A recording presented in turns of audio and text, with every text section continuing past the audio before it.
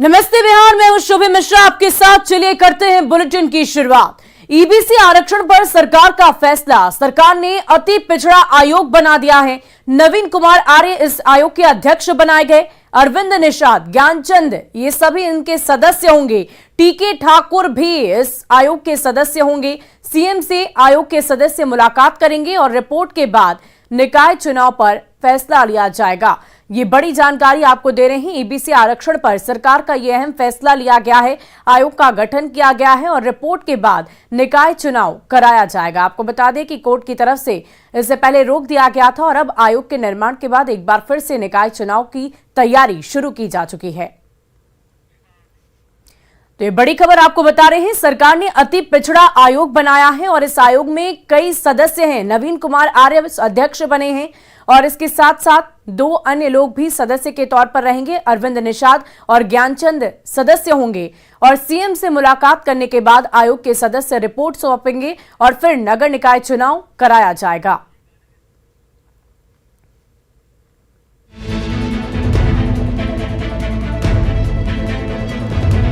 बिहार में एक बार फिर नए सिरे से निकाय चुनाव कराने की सरकार ने जोर आजमाइश तेज कर दी है। अति पिछड़ों को आरक्षण की व्यवस्था के साथ चुनाव के लिए बिहार सरकार ने अति पिछड़ा आयोग का गठन कर दिया है। नवीन कुमार आर्य को आयोग का अध्यक्ष बनाया गया है, जबकि उनको सहयोग करने के लिए अरविंद निषाद, ज्ञानचंद पटेल और टीके ठाकुर को सदस्य बनाया गया है। आयोग का काम अति पिछड़ों की पहचान करना होगा, जिसकी रिपोर्ट के आधार पर सरकार फिर से निकाय चुनाव करा सकती है। चुनौती को अवसर में बदल दिया जाएगा और आगे सरकार ने जो आयोग बनाया है, इसलिए सरकार को और माननीय मुख्यमंत्री जी को हम धन्यवाद देते हैं और आयोग पूरा खरा उतरने का कोशिश करेगी। माननीय मुख्यमंत्री नीतीश कुमार जी ने इस आयोग का गठन कर जो समय पर चुनाव कराने का जो मामला था, उस मामला को आयोग गठित करके रास्ता साफ कर दिया है और ससमय आयोग अपना काम करके सरकार को रिपोर्ट सौंपेगी। अति पिछड़ों को आरक्षण के मुद्दे पर पटना हाईकोर्ट ने 4 अक्टूबर को निकाय चुनाव पर रोक लगा दी थी, जो बाद में रद्द हो गया था। हाईकोर्ट ने अपने फैसले में कहा था कि सुप्रीम कोर्ट के फैसले के मुताबिक निकाय चुनाव कराने से पहले राज्य सरकार ने अति पिछड़ों को आरक्षण के नियमों का पालन नहीं किया था, जिसके बाद बिहार सरकार ने पटना हाईकोर्ट में पुनर्विचार याचिका दायर की थी, जिस पर सुनवाई के बाद सरकार ने अति पिछड़ा आयोग बनाने का फैसला लिया है, जिस पर बीजेपी सांसद सुशील मोदी ने तंज कसते हुए कहा कि अगर ये काम नीतीश सरकार पहले करती तो इतनी फजीहत नहीं होती। नीतीश जी, आपको बिहार की जनता से माफ़ी मांगनी चाहिए, खास करके अति पिछड़ों से, जो क्योंकि आपके कारण अति पिछड़ों का चुनाव 2 महीने के लिए और टल गया। नीतीश जी, आपका अहंकार आज फिर से एक बार आपके कोर्ट के सामने आपका अहंकार जो है वो चकनाचूर हो। आयोग का गठन आपको करना पड़ा और रात के अंधेरे में कर रहे हैं, ये हमारा आरोप है। या आप बिहार की जनता को ये बताना चाहिए कि कल तक आपके पार्टी का स्टैंड था कि हम आयोग का गठन नहीं करेंगे। पहले चरण के मतदान से ठीक 6 दिन पहले पटना हाईकोर्ट के फैसले पर चुनाव स्थगित कर दिए जाने से खूब हाय तौबा मची।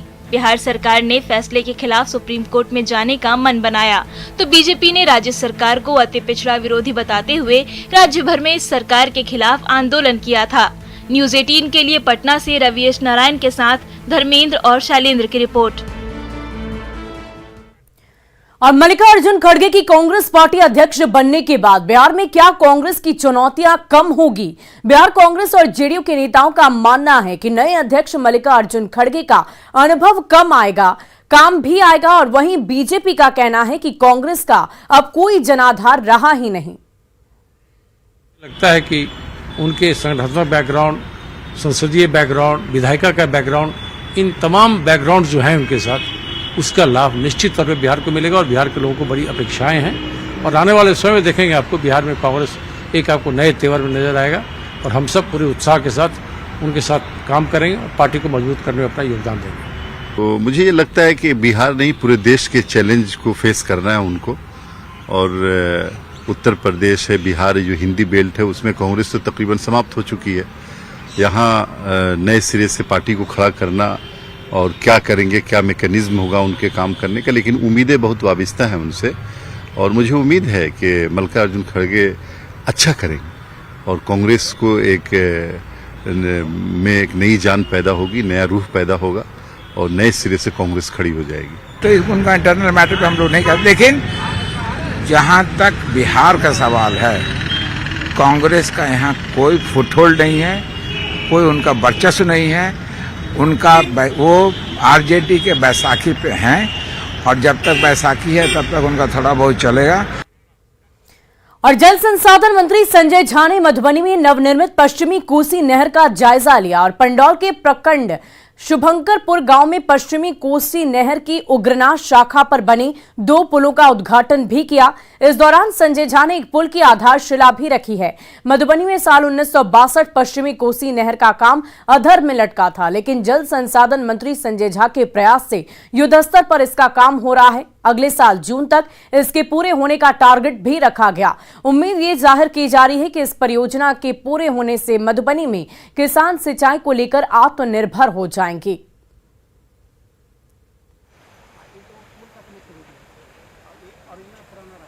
हम लोग का टारगेट है कि अगले साल तक पश्चिमी कोसी नहर का जो प्रोजेक्ट चल रहा है उस काम को पूरा करा देना, और मेरे ख्याल से जरूर पूरा हो जाएगा। और फिर आगे का जो कुछ हम अभी बोल रहे थे वो टारगेट आगे कर लेंगे।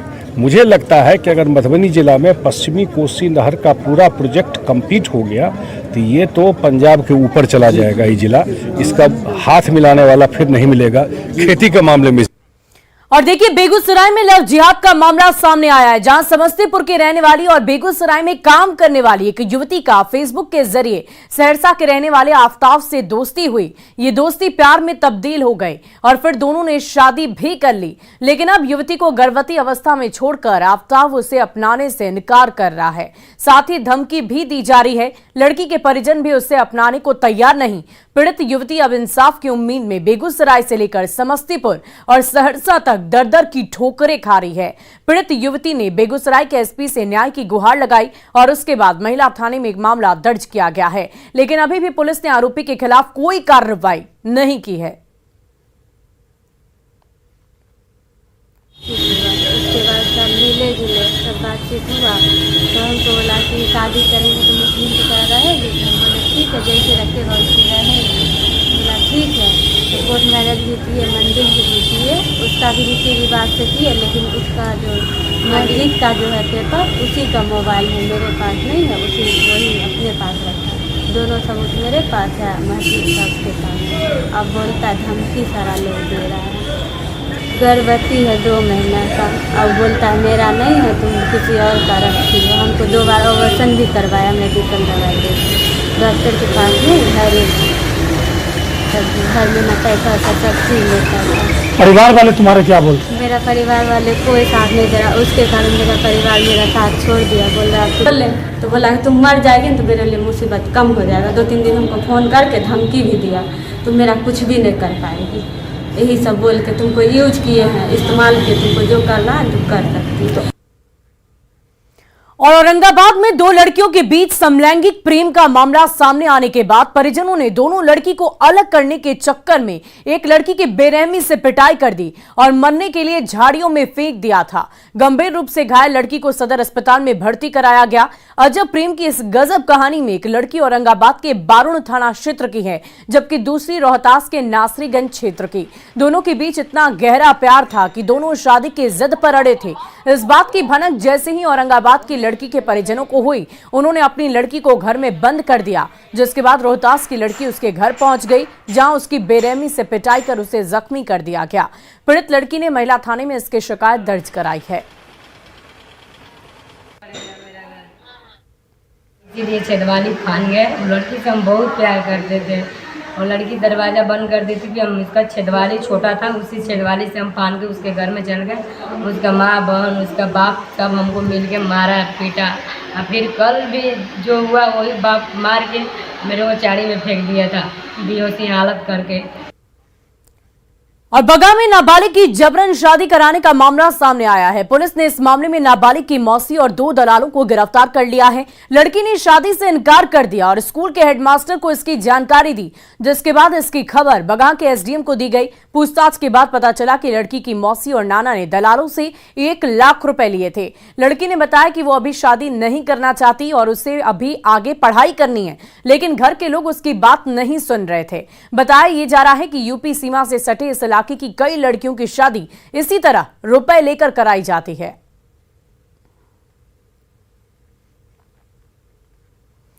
और खबर कटिहार से, जहां रेल मंडल की चितपुर एक्सप्रेस ट्रेन में टीटीई और जीआरपी के जवान उलझते नजर आए। दोनों के बीच झड़प का वीडियो तेजी से वायरल हो रहा है। ट्रेन में सफर करने वाली यात्रियों ने इस घटना की पुष्टि भी की है। ट्रेन जोगबनी से कटिहार आ रही थी और कहा यह जा रहा है कि इसी बॉगी में बिना रिजर्वेशन के ही जीआरपी जवान मुन्ना कुमार सफर कर रहे थे और जब टीटीई विपिन कुमार ने उनसे टिकट दिखाने को कहा तो जीआरपी जवान उनसे उलझ गए। तो ट्रेन के भीतर का ये वीडियो आप इस वक्त अपनी टीवी स्क्रीन पर देख रहे हैं। देखिए किस प्रकार से जीआरपी और टीटीई एक दूसरे से उलझते नजर आ रहे हैं। चितपुर एक्सप्रेस ट्रेन की ये पूरी घटना बताई जा रही है।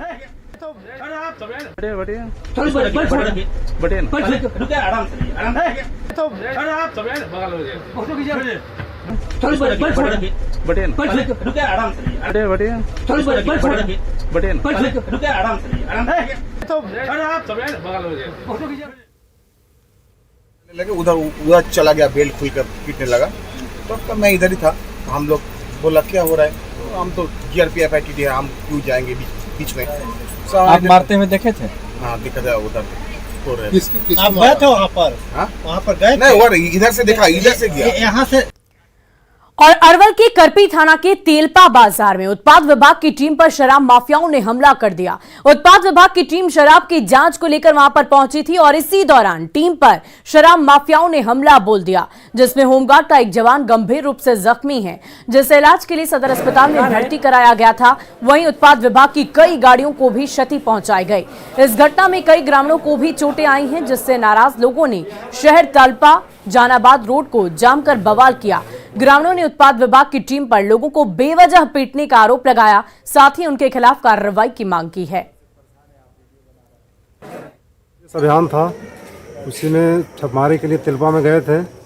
तेलपा में जाने के बाद एक 5 लीटर का सिलेंडर वो हम लोग पर बिक दिया। बिकने के बाद वो फट गया। उसके बाद गाड़ी का क्षति बहुत ज़्यादा किया। उसके बाद जनता पर टूट गया और टूटने के बाद हम लोग को कुछ देखे रहे, चोट लग गया है। और इसी बीच कटिहार से आपको बड़ी खबर बता दें, हथियार के बल पर लूटपाट की घटना को अंजाम दिया गया है। करीब 85,000 रुपए की लूट की गई। पोठिया के कालू बांध की ये पूरी घटना बताई जा रही है। मवेशी बेचकर ये लोग लौट रहे थे और बाइक पर सवार अपराधियों ने लूटपाट की घटना को अंजाम दे दिया। बदमाशों ने फायरिंग भी की और पुलिस के रवैये से वहां के लोग नाराज हैं कि आखिर इस तरीके से अपराधियों का मनोबल क्यों इतना बढ़ा हुआ है। हथियार के बल पर लूटपाट की घटना को अंजाम दिया गया। कटिहार से ये बड़ी खबर आपको दे रहे हैं।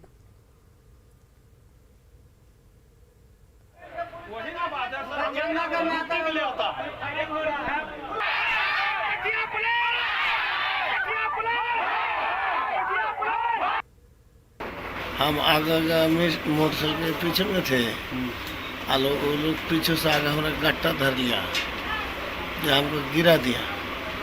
ये मतलब कैसे पैसा निकाला, मुझे तुम्हारा बाप का पैसा है।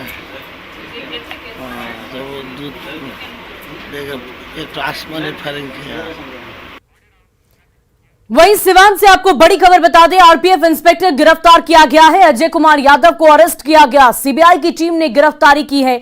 10,000 रुपए लेते वक्त वो पकड़े गए। फर्जी टिकट मामले में इनकी गिरफ्तारी की गई है। तो ये बड़ी जानकारी आपको दे रहे हैं। आरपीएफ इंस्पेक्टर को गिरफ्तार किया है सीबीआई की टीम ने। करीब 10,000 रुपए ये घूस ले रहे थे और इसी वक्त उन्हें पकड़ लिया गया। फर्जी टिकट मामले में इनकी गिरफ्तारी की गई है। आपसे जानना चाहेंगे, बस जान लीजिए कि घूस मांगे थे। ये कहाँ, किस बात के लिए 10,000 था, ये तो बताएंगे ना। 143 का जबरदस्ती केस उसके ऊपर लगाए हुए हैं। 143 का, जबकि कोई उसका मतलब नहीं है। और इसी बीच बेगूसराय से आपको बड़ी खबर बता दें, जहां 250 कार्टन विदेशी शराब जब्त की गई। शराब की कीमत 20 लाख रुपए आंकी जा रही है। भैरबाद बहियार में ये सफलता पुलिस को मिली है। एक ट्रक और एक पिकअप वैन और बाइक भी जब्त की गई। शराब तस्कर मौके से फरार हो गए। ये बड़ी जानकारी आपको दे रहे हैं। भैरबाद बहियार में पुलिस को एक बड़ी सफलता हाथ लगी है। शराब तस्कर लेकिन फरार हो गए। एक ट्रक, एक पिकअप वैन और बाइक भी जब्त की गई। करीब 20 लाख रुपए की शराब की कीमत बताई जा रही है।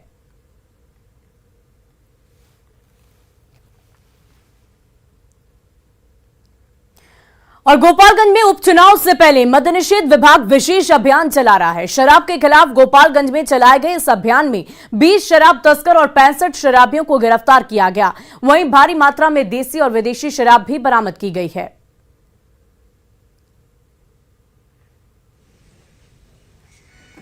और देखिए, दरभंगा में 7 साल पहले बना इंडोर स्टेडियम अब खेलने लायक ही नहीं रहा। पहले आंधी में स्टेडियम की छत से लगे चदरे उड़ गए और बाद में बारिश से बैडमिंटन कोर्ट खराब हो गया है। कोई और व्यवस्था नहीं होने की वजह से खिलाड़ी इसी स्टेडियम में किसी तरह से प्रैक्टिस कर रहे हैं।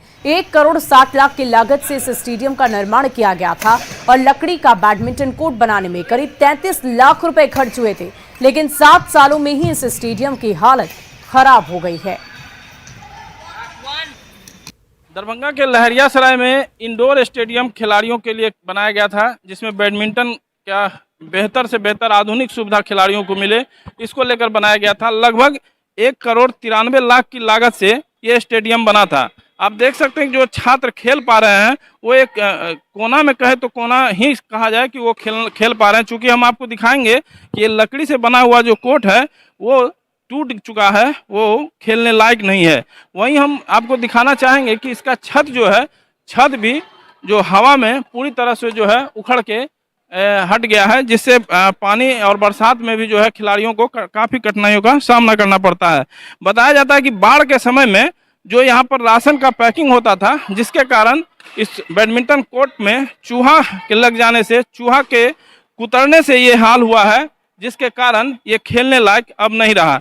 लगभग सरकार के द्वारा इसमें 1 करोड़ 93 लाख की लागत से इसे बनाया गया था और इसको बेहतर कैसे किया जाए, इसको लेकर अब खेल विभाग क्या सोच रहा है और खेल विभाग कब तक इसे ठीक ठाक करके दे देगा, हम जानना चाहते हैं। खेल पदाधिकारी हमारे साथ हैं, उन्हीं से कि सर क्या स्थिति है अभी इस बैडमिंटन कोर्ट की कहें तो, और क्या विभाग की तरफ से किया जाए। एक्चुअली ये प्रकृति आपदा की वजह से जो यस तूफान आई थी उसके चलते ये क्षतिग्रस्त हो गया और बरसात ऊपर छत नहीं रहने के चलते पानी आया और उसके चलते वुडन हमारा जल्द इसको बेहतर करना, पूरा प्राक्कलन और डीपीआर सब बनवा लिया गया है और बहुत ही जल्द तैयार हो जाएगा। खेल पदाधिकारी थे, इन्होंने दावा किया है कि 1 महीने के अंदर इस स्टेडियम को फिर से नया रूप दे दिया जाएगा। विपिन कुमार, न्यूज 18 दरभंगा। और देखिए, पटना आई केंद्रीय टीम ने आईजीआईएमएस के डेंगू वार्ड का निरीक्षण किया। 4 सदस्यीय केंद्रीय टीम ने डेंगू वार्ड का निरीक्षण कर ब्लड बैंक, प्लेटलेट्स और पूरी व्यवस्था का जायजा लिया है। मरीजों से भी टीम ने सदस्यों से फीडबैक ली। डेंगू से बचाव को लेकर, व्यवस्था को लेकर केंद्रीय टीम संतुष्ट नजर आई। केंद्रीय टीम ने आईजीआईएमएस के अधीक्षक मनीष मंडल के साथ मीटिंग भी की है। और देखिए, छठ महापर्व के अब कुछ दिन ही शेष बचे हैं और ऐसे में महापर्व को लेकर घाटों पर तैयारियां शुरू हो गई है। जिले जिले में प्रशासन से लेकर निगम तक व्यवस्थाओं को दुरुस्त करने में जुटे हैं। चुनौतियां बहुत है और वक्त काफी कम। ऐसे में अलग अलग जिलों में न्यूज 18 ने तैयारियों का जायजा लिया है। देखिए महापर्व की तैयारियों पर हमारी ये खास रिपोर्ट।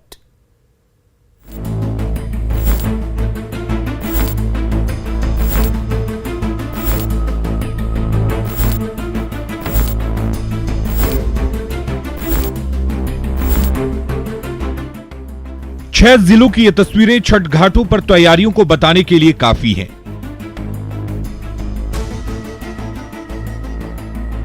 गंगा का जलस्तर पटना और भागलपुर जिला प्रशासन के लिए सिरदर्द बना हुआ है। ज्यादातर छठ घाटों पर पानी भरा हुआ है।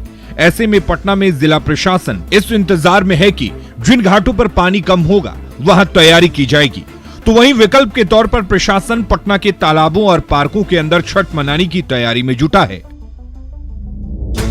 इधर भागलपुर जिला प्रशासन को समझ नहीं आ रहा कि क्या करें। लेकिन फिर भी बेहतर व्यवस्थाओं के दावे किए जा रहे हैं। और ये सुनिश्चित होता है कि कितने घाट जो है सुरक्षित हैं, उस पर हम लोग घाट पर काम करेंगे और उसको समय से तैयार कराएंगे। इसमें जो घाट हमारे सुरक्षित होंगे और जितने फीट तक गहराई तक सुरक्षित होंगे वहां तक बैरिकेडिंग करके उन घाटों का उपयोग किया जाएगा। 2-3 दिन जो है हम लोग वेट कर रहे हैं, वॉचफुल हैं, क्योंकि गंगा नदी का जल स्तर भागलपुर, कहलगांव, सुल्तानगंज जो महत्वपूर्ण जो शहर हैं जहां भीड़ होती है वहां जल स्तर में वृद्धि जो है परिलक्षित हो रही है। बेगूसराय में भी गंगा के घाटों पर छठ मनाना आसान नहीं होगा। गंगा के बढ़ते जलस्तर ने प्रशासन के लिए परेशानी जरूर पैदा कर दी है, लेकिन लोगों की आस्था ऐसी है कि लोग महापर्व को मनाने में कोई कसर नहीं छोड़ना चाहते हैं। वहीं अररिया में महापर्व छठ को लेकर छठ घाटों की सफाई की जा रही है, लेकिन शहर के एबीसी नहर की गंदगी से आम लोगों में नाराजगी देखी जा रही है। और पानी इतना आगे आज मान लीजिए अभी 1000 कलवासी आदमी हैं और हमारा लोकल गांव का आदमी है और पर्व माता के पास करते थे। अभी बात तो पानी सटा हुआ है तो दिक्कत सबको होगा। अब सरकार इस पर क्या करती है तो देखना है हम लोग का। कहीं बढ़ते जल स्तर ने परेशान कर रखा है तो शेखपुरा में महापर्व छठ पर मौसम की बेरुखी ने लोगों की चिंता बढ़ा रखी है। यहाँ बारिश नहीं होने से ज्यादातर छठ घाट सूखे पड़े हैं, लेकिन बांका में महापर्व छठ की तैयारी को लेकर जिला प्रशासन सक्रिय दिख रहा। जिला प्रशासन हो या नगर परिषद, हर कोई घाटों पर साफ सफाई के साथ ही दूसरी सुविधाओं के निरीक्षण में जुटा है। कोशिश यही है कि इस महापर्व पर सब कुछ ठीक हो। लोग जब घाटों पर पहुंचे तो आसानी से अर्घ देकर चेहरे पर मुस्कान लिए घर लौटे। न्यूज़ 18 के लिए ब्यूरो रिपोर्ट। और फिलहाल इस बुलेटिन में अभी के लिए बस इतना ही, लेकिन न्यूज़ 18 बिहार झारखंड पर खबरों का सिलसिला लगातार जारी है।